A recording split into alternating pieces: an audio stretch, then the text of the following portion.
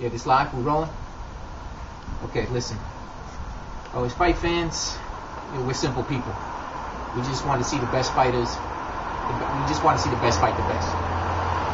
And I got to give a tongue lashing to two fighters out there that I feel like are not making the most out of their talent and not giving us the fights that we, the boxing public, want to see. And the first one on my hit list is Chad Dawson.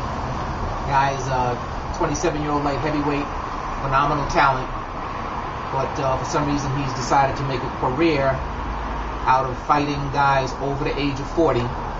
Safe opponents, low risk, but also low payday. Fought Antonio Tarver twice over the age of 40. Fought Glenn Johnson twice over the age of 40. And in his most recent fight, the rematch against Glenn Johnson, he actually allowed Glenn Johnson to win the 12th round. Now, how do you let this guy beat you in the championship round? Now, how do you allow that? That's just, you have this mentality where, oh, I'm just happy to win by decision. You see, that's what separates you from the fighters of old, like a Leonard, Hagler, Hearns, Duran. These guys were always looking for the knockout. Hunter killers, they were always looking for the knockout. Ultimate predators like Pacquiao, always looking for the knockout. Then at the end of the fight, they interview Chad Dawson and they ask him, okay, if it was up to you, who would you fight next? The man has the nerve to call out Bernard Hopkins, a guy who's damn near 50. Chad, come on, man. Come on, that's embarrassing, son. Somebody's got to give you a reality check. Let Bernard Hopkins call you out, okay? Then you go fight him and beat him and do what you got to do, whatever. You don't call him out, man. That's sorry. Start fighting some young cats your own age in your division and, make that light heavyweight division a little bit more interesting. Next guy on my hit list, of course, no surprise, is Floyd Mayweather. Originally he came back into the boxing after his retirement saying it because he wanted to enhance his legacy. Now we all know that's not true. It's because he owed all this money to the IRS. So what I'm happy about, though, I'm glad that we all of us fight fans finally agree that Mayweather has made a decision to fight for money over legacy. But now can we also agree that he's made a decision to fight for safe money over big money? Because if he was interested in fighting for big money, then he would fight the fights that the fans are clamoring for, that we're willing to pay our money for, which was Mosley, total before his loss to Pacquiao.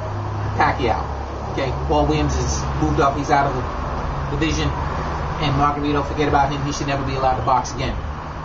So if you're saying you're fighting money, we'll fight the fights that we want to see then. Okay, I didn't pay for Mayweather Marquez. Okay, I didn't pay for that fight. Okay, I'm not knocking you for taking that fight. I don't knock him for any of the fights that he's taken. What I knock Mayweather for is the big money fights that he hasn't fought yet.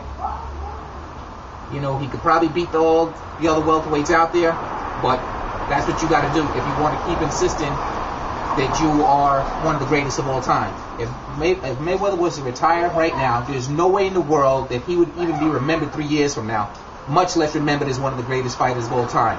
No way in the world. You criticize Sugar Ray Leonard, you're a little bit disrespectful there. Yes, you are. You are a little bit disrespectful there when you criticize Sugar Ray Leonard, okay? A man who's accomplished so much more than you ever have in your career. He was over 40 years old when he came back for that payday against Camacho, okay?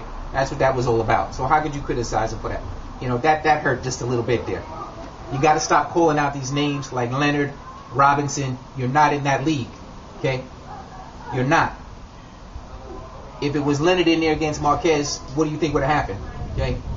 In case you have any doubt about that, he would have got Marquez out of there, okay? He would have got him out of there. He wouldn't have been like you, just happy to win by decision. So stop calling out the names of all-time greats. It's disrespectful to the fighters that came before you, and you haven't accomplished what they've accomplished, okay? So if you want to accomplish what they've accomplished, then go ahead and fight a Shane Mosley. My money will be on the table for that. When you fight Pacquiao, my money is going to be on the table for that, okay? My name is Kevin Thomas, author of Stoneheart the Bronx. I'm out. Cut.